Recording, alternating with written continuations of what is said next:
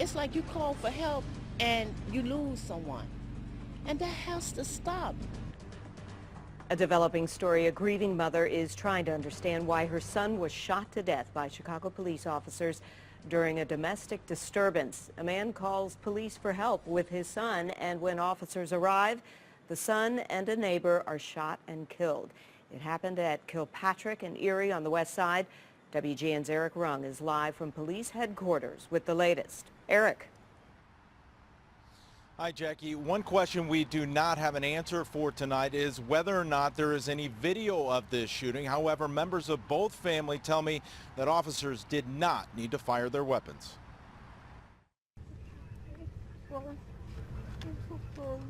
Members of two West Garfield Park families this morning are in mourning. 57-year-old mother of five, Bettie Jones, as well as 19-year-old Quintonio Legrier were shot multiple times by Chicago police. I want justice for my mom because the police should never shot an innocent bystander.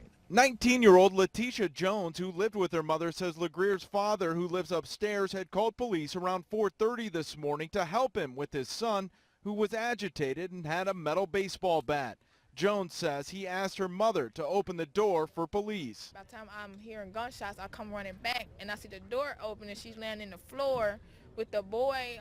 Oh my God. She says her mother had been shot 3 times. Bullet holes can be found throughout the apartment and through the front door. Legrier's family says the 19-year-old was hit 7 times. He didn't have a gun. Somebody has to be accountable for this. I know they have a job. They should be trained in situations. His mother says the 19-year-old was an honor student home on break from Northern Illinois University. She also says this fall he began suffering from some mental and behavioral issues. It's like you call for help and you lose someone. And that has to stop. Police made only a brief statement about the shooting and took no questions from reporters. Upon their arrival, they were confronted by a combative individual, resulting in an officer firing shots, fatally wounding 2 individuals. The shooting comes just weeks after the release of dash camera video that showed a Chicago police officer firing 16 shots, killing 17-year-old Laquan McDonald as he walked away from officers last year, not lunging at them as first reported.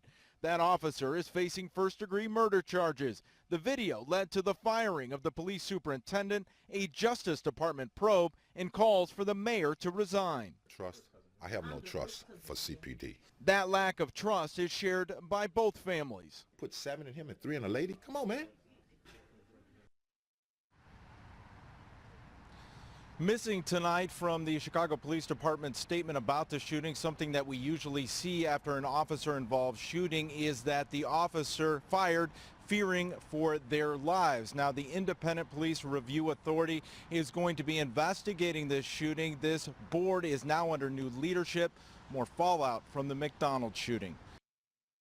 He was a promising child. He was going somewhere. But now we'll never know where that somewhere is. In heaven now. Janet Cooksey's 19-year-old son, Jones, was a tenant in the home. Sweet woman, sweet woman. Got twin daughters.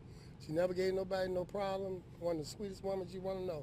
As family of both victims arrived to find out what happened, Janet Cooksey went to Stroger Hospital and learned her son didn't make it. I spoke with the doctor and she told me that he had 7 wounds and his heart had stopped beating before and they were trying to revive him, but she said it was too many shots. A grieving mother who says she feels in this case police were too quick to pull the trigger. It's like you call for help and you lose someone. And that has to stop. Some breaking news to tell you about another police-involved shooting. This one happened at 103rd and Aberdeen on the south side this afternoon.